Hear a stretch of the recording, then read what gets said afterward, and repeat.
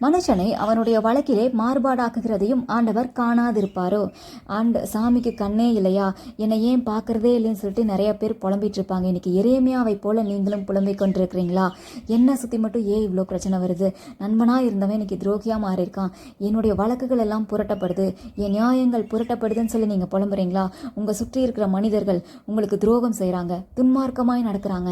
ஒரு தவறை செய்துட்டு உங்கள் மேலே பழி போட்டிருக்கலாம், ஆனால் நீங்கள் தான் தவறுன்னு சொல்லியிருக்கலாம். செய்யவே இல்லைன்னு கூட நான் அந்த நோக்கத்துக்காக நான் அப்படி சொல்லேன்னு சொல்லிட்டு எல்லா தப்பையும் செய்துவிட்டு மனதார அவங்க போய் சொல்லலாம், உங்கள் மேலே அபாண்டமாக பழி சொல்லலாம். இதெல்லாம் மனசில் வச்சு நீங்கள் வருத்தப்பட்டு வேதனைப்பட்டு ஆண்டவரை பார்த்து புலம்பிட்டு இருக்கிறீங்களா? இன்றோடு உங்கள் புலம்பலுக்கு ஆண்டவர் ஒரு ஃபுல் ஸ்டாப் வைக்க போகிறாரு. ஒரு மனிதன் தவறு செய்தால் ஆண்டவர் ஒரு லிமிட் வரைக்கும் அலோவ் பண்ணுவார். ஆனால் அந்த லிமிட்டை தாண்டும் பொழுது அவர்களுக்கு ஆரம்பத்திலே ஒரு எச்சரிப்பின் சத்தம் வரும். கேட்டு திருந்தினால் அவங்களுக்கு ஆக்கினைக்குள்ளாக்கப்பட மாட்டாங்க. ஆனால் லிமிட்டை தாண்டி போகும்பொழுது அவங்க இடும்பு செய்ததுக்கு தக்கதான் ஆண்டவர் அவங்களுக்கு இடும்பு செய்வார்.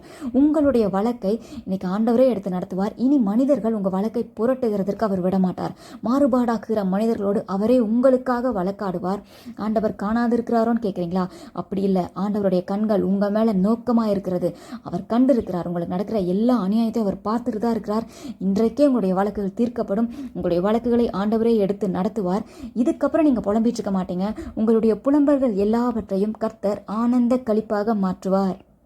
நீங்க செய்ய வேண்டியது ஒன்னே ஒண்ணுதான். உங்களுடைய கரங்களை ஆண்டவர் நோக்கி உயர்த்தினீங்களா? இன்றைக்கு உங்க இருதயத்தையும் ஆண்டவருக்கு நேராக்கி, எப்படி அன்னாள் அன்னைக்கு தனது இருதயத்தை முழுவதும் ஆண்டவருடைய பாதத்தில் ஊற்றிவிட்டாலோ, ஆண்டவருடைய பாதத்தில் வைத்து விட்டு நீங்க நிம்மதியா இருங்க. கர்த்தர் பார்த்து கொள்வார்.